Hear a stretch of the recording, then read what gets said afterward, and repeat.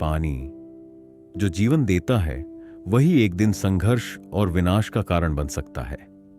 1947 के बंटवारे के बाद भारत और पाकिस्तान के बीच सिर्फ जमीन ही नहीं बल्कि पानी भी बंटा। एक ऐसी नदी प्रणाली जो हजारों सालों से बहती आई थी, अब दो देशों के बीच विवाद की वजह बन चुकी थी। इंडस वाटर्स ट्रीटी एक ऐसा समझौता जो शांति लाने के लिए किया गया था, लेकिन आज भी यह सवाल बना हुआ है कि क्या यह फैसला दोनों देशों के लिए फायदेमंद था या एक पक्ष के लिए नुकसानदेह।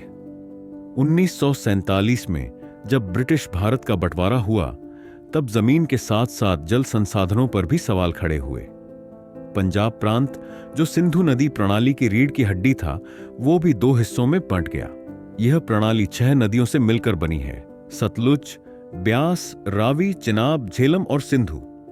इनमें से अधिकांश नदियां भारत से निकलती हैं, लेकिन बहती पाकिस्तान की ओर है। पाकिस्तान की 80% कृषि इन्हीं पर निर्भर थी। भारत के पास ऊपरी बहाव का नियंत्रण था, जिससे भविष्य में पानी को लेकर टकराव की स्थिति बन गई थी। 1 अप्रैल 1948 को भारत ने बिना पूर्व सूचना के सतलुज और रावी नदी का पानी पाकिस्तान की ओर जाने से रोक दिया। यह भारत के अधिकार क्षेत्र में आता था, क्योंकि उस समय कोई अंतर्राष्ट्रीय समझौता मौजूद नहीं था। पाकिस्तान के लिए यह एक बड़ा झटका था। किसानों की फसलें सूखने लगीं और देश भर में चिंता फैल गई। इस कदम ने दोनों देशों के बीच तनाव को और बढ़ा दिया, लेकिन साथ ही यह एक चेतावनी थी। बिना स्पष्ट समझौते के पानी साझा नहीं किया जा सकता। इसके बाद भारत और पाकिस्तान के बीच अस्थायी समझौते हुए, लेकिन स्थायी समाधान की आवश्यकता बनी रही। पानी के इस मुद्दे को सुलझाने के लिए विश्व बैंक ने मध्यस्थता की पेशकश की। भारत और पाकिस्तान के बीच वर्षों की बातचीत के बाद 1960 में इंडस वाटर्स ट्रीटी पर हस्ताक्षर हुए।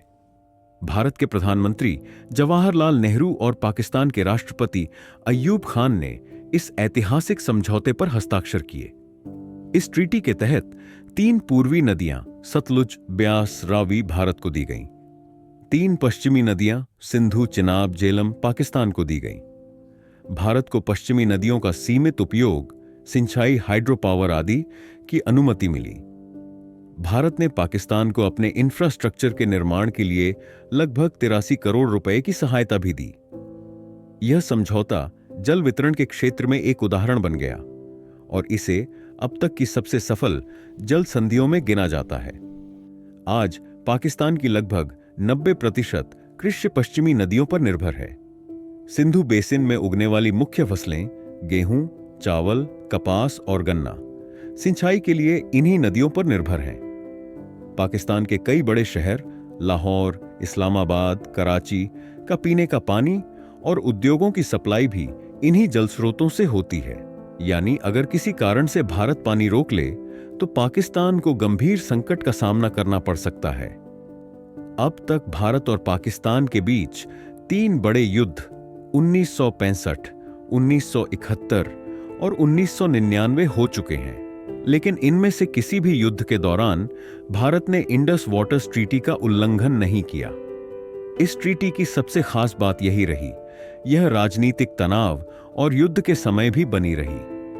कुछ लोग इसे भारत की नैतिकता मानते हैं, कुछ इसे भारत की कूटनीतिक कमजोरी कहते हैं, लेकिन इस बात से इनकार नहीं किया जा सकता कि इस ट्रीटी ने कई बार पानी को हथियार बनने से रोका है।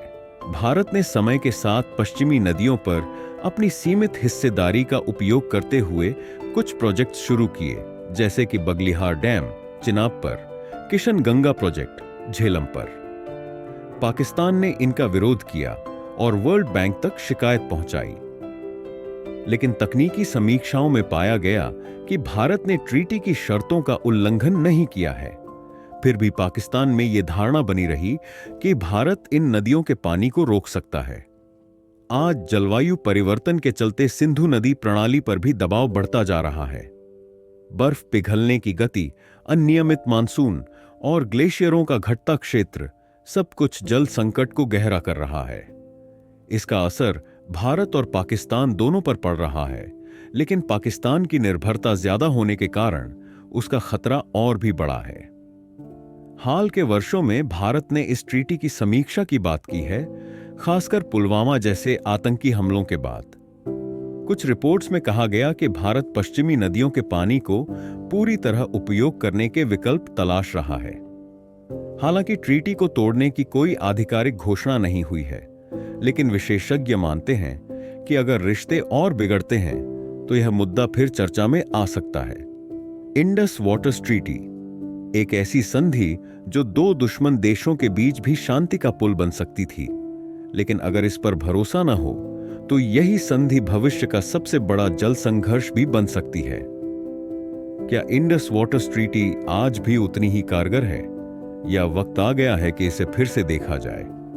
आपका क्या मानना है, कमेंट में बताइए। अगर वीडियो पसंद आया हो तो लाइक करें, चैनल डिजास्टर इन हिस्ट्री को सब्सक्राइब करें और इस जानकारी को ज्यादा से ज्यादा लोगों तक पहुंचाएं, क्योंकि इतिहास को जानना भविष्य को समझना है।